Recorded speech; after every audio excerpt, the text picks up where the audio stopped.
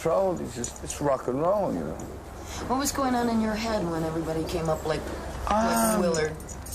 I mean, a few people are unhappy. I mean, the equipment's totally wrecked. I don't think there'll be much of the equipment's left. So what? It's rock and roll, you know. I mean, yeah, another night on the town. Now, tonight was the Randy Rhoads tribute. Whose idea was that? Well, Mrs. Rhoads, who you saw me take on stage tonight, I ran to see her about 6 months ago, and she was explaining to me that Randy was laid to rest in a family mausoleum, where all his relations are, and his grandfather. And I mean, I've never disclosed where it was, but people have found out, you know.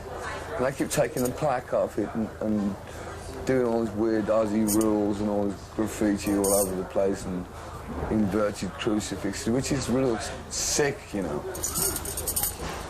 And so she was showing me some plans.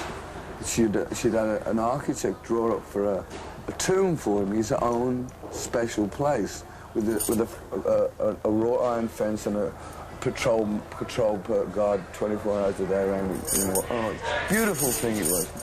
And she said, well, I said, that must be going to cost a fortune. She said, well, it's going to cost a lot of money. I said, I'll get the money for it. I said, I'll do a show for it. And she says, really? I said, what? I said, I'll do a show for you. She said, yeah. And she said, well, what kind of a show? I said, I'll do a show, give you some dough for it. The least I can do. Because, I mean, it sounds like old, sloppy old stuff, but he was a real dear friend of mine, and he was a great player. And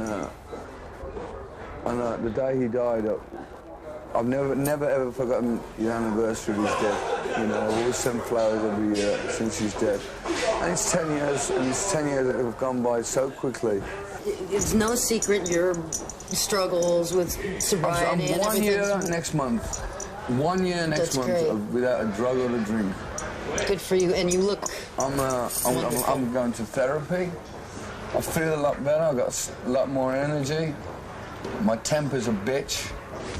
My mood swings like, I mean, it's not really, put it this way, it's not hunky-dory all the time, but it beats waking up in strange places and shaking and trembling and wondering when you're going to die and thinking bad things all the time. But living life on life's terms, you know, ain't that clever either, you know, it beats better, it beats being stoned. I mean, that's all right, do you know what I look at? When I see these poor kids out there stoned, and I think to myself, Christ, they're stoned. And I was worse than those guys, man. I would do it all the time, you know.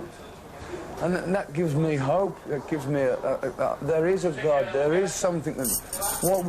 Why, for instance, you know, I mean, I'd been struggling for 10 years to kick the habit. And halfway through recording this last album, I just woke up one morning and some guy had been on about his therapist, this guy called Dr. Gershman. And I went around and seen him. I just got up one morning and I said to my sidekick guy, Tony, Tony, take me to this guy. I've had enough. I'm a very lucky man. You know, it's a little bit of talent, but a hell of a lot of luck, you know. I never like to... you know, people say, why do you think, you know, you survived?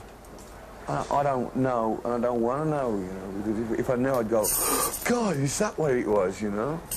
It's something I don't understand. I just keep on saying, it's amazing.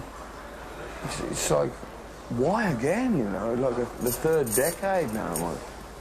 And I'm getting kids, like funny thing, the other day, my wife was in a hotel, and she phoned down to the reception. She said, this is Mrs. Ozbourne. And she goes, oh, you're not related to Ozzy Osbourne. She's actually on his wife. So my husband and my son are going to see your husband tonight. I feel like Bing Crosby or something. You know? Not quite, though. Not there yet, but it's not too many years away. But I mean, I'm a rock and roll dog, and I suppose I'll die that way. I mean, rock and roll made everything possible for me.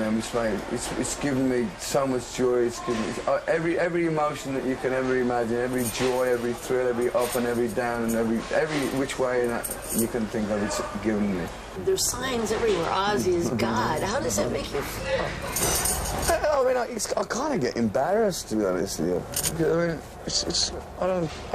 I mean, when I go back to England, like, you know, I just walk down the street, you know, and then when I come back to the States, you know, so I always remember being in New York City one day, and this black dude was across the road, and he screamed. You know what New York City's like, mad and noisy. And this guy goes, "Hey, dude, are you Ozzy?" I'm like, "Yeah." And he runs straight across the road. He goes, "Give me 5," and I put my hand out, and he slapped my hand so hard I thought he was going to rip my arm off. I'm not going, "Oh, good to see you, man." You know, where do I get my arm fixed? You know?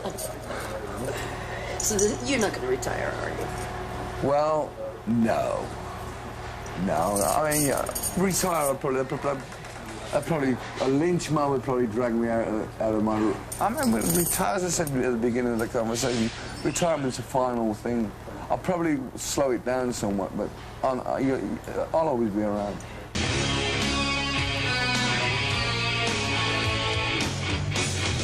I'd rather be Ozzy Osbourne than anybody else. I mean, if I drop down dead right now, I can't really say I've had a dull life.